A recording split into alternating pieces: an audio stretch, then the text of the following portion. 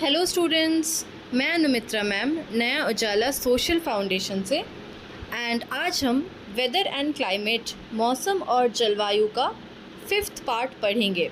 ये चैप्टर थोड़ा लंबा चैप्टर है, इसीलिए आपको बहुत पेशेंटली सारे वीडियोस को देख के चैप्टर को समझना है।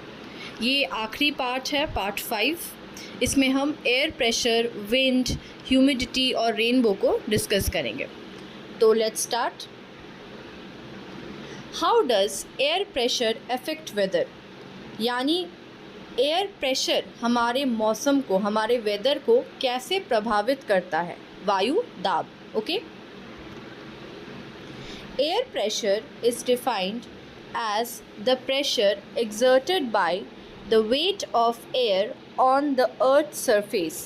यानी वायु दाब क्या होता है? वायु दाब को पृथ्वी की सतह पर हवा के भार द्वारा लगाए गए दबाव के रूप में परिभाषित किया गया है। ठीक है, जो प्रेशर क्रिएट होता है, ठीक है, एयर से, वेट ऑफ एयर से हमारे अर्थ के सरफेस पे, वही एयर प्रेशर है। As we go up the layers of atmosphere the pressure falls rapidly. यानी जैसे जैसे हम एटमॉस्फेयर, वायुमंडल की परतों में ऊपर जाते हैं, वैसे वैसे एयर प्रेशर जो है वो कम होते जाता है। ठीक है, फॉल करता है। जैसे मैंने आपको बताया था, ट्रोपोस्फियर सबसे निचला लेयर है एटमॉस्फेयर का, उसके ऊपर क्या है? स्ट्रेटोस्फियर है, उसके ऊपर मेसोस्फियर। तो इस तरह से आप जितना ऊपर जाते रहेंगे लेयर्स ऑफ एटमॉस्फेयर में, एयर प्रेशर जो है वो घटते रहता है। Okay, the air pressure is highest at sea level and decreases with height. यानी समुद्र तल पर जो वायु दाब है वो सबसे अधिक होता है, और जैसे जैसे आप ऊपर की तरफ जाते रहेंगे वो कम होते रहेगा।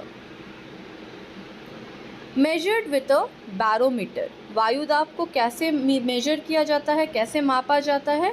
बैरोमीटर करके एक डिवाइस है, उसके मदद से। Atmospheric pressure is an indicator of weather. यानी वायुमंडलीय दबाव मौसम का संकेतक है। When a low pressure system moves into an area, it usually leads to cloudiness, wind and precipitation. यानी अगर कम दबाव वाली प्रणाली किसी क्षेत्र में चलती है, ठीक है, कम एयर प्रेशर वाली जो प्रणाली है, तो चांसेस है कि वहाँ पे बहुत बादल छाएगा, हवा चलेगा और इवन बारिश, प्रेसिपिटेशन भी हो सकती है। High pressure systems usually lead to fair calm weather. यानी अगर उच्च दबाव है, ठीक है, उच्च दबाव प्रणालियाँ आमतौर पर उचित और काम, ठीक है, ठंड, मतलब नॉर्मल वेदर जिसको हम कहेंगे, उसकी तरफ संकेत करेगा। देखिए, नीचे सी लेवल की अगर हम बात करें, समुद्री तल पे जो प्रेशर है वो सबसे हाई रहता है यहाँ, इसीलिए हाई एयर प्रेशर लिखा हुआ है।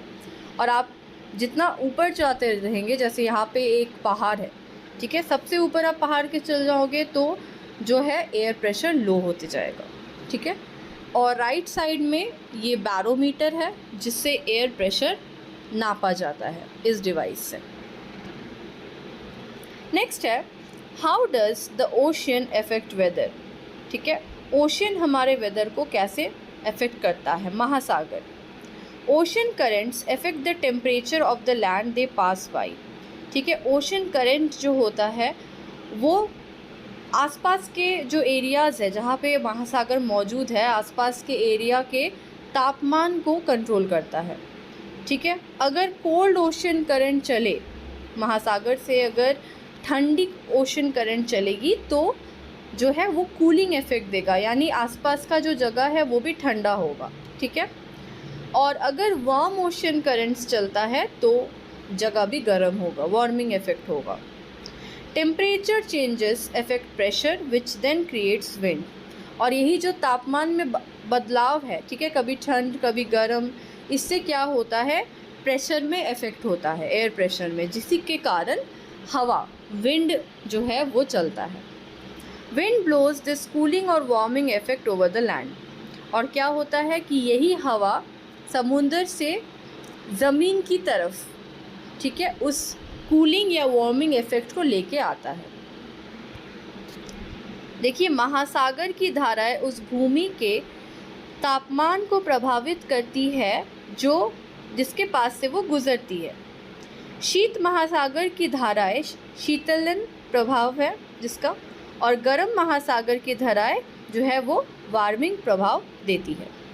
तापमान परिवर्तन दबाव को प्रभावित करते हैं, जो तब विंड्स बनता है, हवाएं इस शीतलन या वार्मिंग प्रभाव को भूमि पर उड़ाता है। What is humidity? ठीक है, आर्द्रता क्या होती है? देखिए, ये सारे जो जितने भी टर्म्स हैं ना, ह्यूमिडिटी, एयर प्रेशर, विंड, ये सारे ही मौसम और जलवायु से संबंधित है। इसीलिए आपको इन सारे वर्ड्स का मीनिंग जानना ज़रूरी है। ह्यूमिडिटी क्या है? Humidity is the amount of water vapour present in the air, यानी आर्द्रता हवा में मौजूद जल वाष्प की मात्रा है। ठीक है, हवा में वाटर वेपर का कंटेंट ज़्यादा रहे या चाहे कम रहे, वही कंटेंट को हम ह्यूमिडिटी बोलते हैं। जहाँ पे बहुत ज़्यादा हवा में वाटर वेपर रहेगा वो हाई ह्यूमिड वाला एरिया होगा, और जहाँ पे कम रहेगा वो लो ह्यूमिड वाला एरिया होगा। ठीक है, if there is a lot of water vapour in the air, the humidity will be high. The higher the humidity, the wetter it feels outside. यानी यदि हवा में बहुत अधिक जलवाष्प है तो आर्द्रता अधिक होगी। आर्द्रता जितनी अधिक होगी बाहर उतना ही गीलापन महसूस होगा। ठीक है, RH रिलेटिव ह्यूमिडिटी क्या होता है? It is a ratio expressed in percent of the amount of atmospheric moisture present relative to the amount that would be present if the air were saturated. यानी RH क्या है? ये एक ratio है। किसका रेशियो है? जितना एटमॉस्फेरिक मॉइस्चर प्रेजेंट है बाई उतना जितना एटमॉस्फेयर में अगर कोई ह्यूमिडिटी प्रेजेंट नहीं होता, कोई वाटर कंटेंट प्रेजेंट नहीं होता, अगर एटमॉस्फेयर पूरा सैचुरेटेड होता तो क्या होता। ठीक है, सो RH क्या होता है? जितना एटमॉस्फेरिक मॉइस्चर है डिवाइडेड बाई अगर बिल्कुल एटमॉस्फेरिक मॉइस्चर ना हो तो क्या हो। ठीक है, तो वो रेशियो को ही RH बोला जाता है, रिलेटिव ह्यूमिडिटी। जैसे आप ये 4 ग्लासेस की तरफ देखिए, पहले ग्लास में RH क्या है? 0% है। क्यों? क्योंकि कोई पानी है ही नहीं ग्लास में, ग्लास पूरा सैचुरेटेड है, खाली है ना। तो RH represents amount of water in air in percentage में नापा जाता है इसको। सेकेंड ग्लास को आप देखिए, इसमें ग्लास जो है वो आधी भरी है। इसका क्या मतलब है? अगर हम डिवाइड करेंगे 50% है ना, और अगर हम ग्लास को पूरा 100 पकड़ेंगे तो ये हाफ है। ठीक है, जिसको हम 50% बोलेंगे। थर्ड ग्लास देखिए, 75% है, लगभग भरा ही हुआ है, ऑलमोस्ट 75% पानी से। ठीक है, तो इसमें 75% RH है, रिलेटिव ह्यूमिडिटी। और लास्ट में 100% क्यों? क्योंकि ग्लास पूरा का पूरा पानी से भरा हुआ है, इसीलिए इसमें रिलेटिव ह्यूमिडिटी क्या हो जा रहा है? 100% हो जा रहा है। Okay, what is wind? हवा क्या है? Wind is the movement of air caused by the uneven heating of the earth by the sun and the earth's own rotation. Winds range from light breezes to natural hazards such as hurricanes and tornadoes. यानी पवन क्या है? पवन वायु की गति को कहा जाता है, जो किस लिए होता है? सूर्य द्वारा पृथ्वी के असमान तापमान, ठीक है, और पृथ्वी के स्वयं के जो रोटेशन है, घूर्णन के कारण होती है।